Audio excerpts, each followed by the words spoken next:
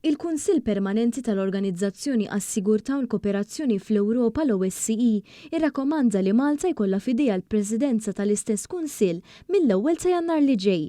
Jingħad li d-deċiżjoni fil-kwartieri tal-OSCE fi Vienna l-Awstrija ittieħdet b'mod unanimu mill-Kunsill ta' 57 pajjiż rappreżentant u se tkun qed issir b'mod formali nhar il-Ħamis li ġej fil-laqgħa tal-Kunsill tal-Ministri li se ssir fi Skopje il-Maċedonja ta' fuq li bħalissa għandha l-Presidenza tal-organizzazzjoni. Dan l-iżvilupp importanti għall-organizzazzjoni maqbuda f'nuqqas taqbil għal tul ta' żmien dwar min se jkun qed imexxi wara li jiskadi terminu tal-Maċedonja fil-31 ta' Diċembru jerġa' jtenni l-fiduċja u r-rispett internazzjonali lejn pajjiżna. Id-deċiżjoni waslet wara trattattivi intensi bil-bibien magħluqin biex tinstab soluzzjoni u tiġi evitata sitwazzjoni bla preċedent ta' nuqqas ta' tmexxija fl-organizzazzjoni.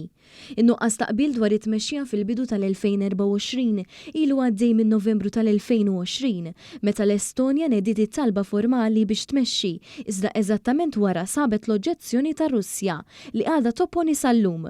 Alternattivi oħrajn ġew diskussi inkluż l-estensjoni tal-Presidenza tal-Maċedonja ta' fuq. Aktar kmini dan ix-xahar Malta ġiet avviċinata informalment dwar il-possibilità li tieħu rwol fit-tmexxija ta' din l-akbar organizzazzjoni dinjija għas-sigurtà fir-reġjun. Dan hu żvilupp ieħor importanti fl-isfera internazzjonali wara li aktar kmini dan ix-xahar riżoluzzjoni Maltija fil-Kunsill tas-Sigurtà tal-Ġnus Magħquda ma sabet l-ebda oġġezzjoni favur l-għajnuna umanitarja u l-protezzjoni tal-vulnerabbli, partikolarment it-tfal fil-medda ta' Gaza.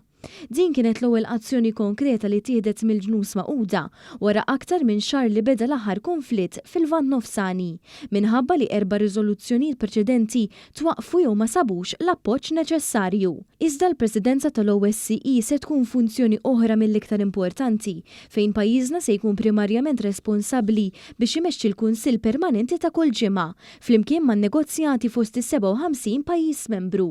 Dan ir-rwol huwa aktar kruċjali llum minħabba turbulenzi ġeopolitiċi kurrenti u saħansitra nuqqas ta' ftehim intern fuq il-baġit tal-organizzazzjoni nnifisha.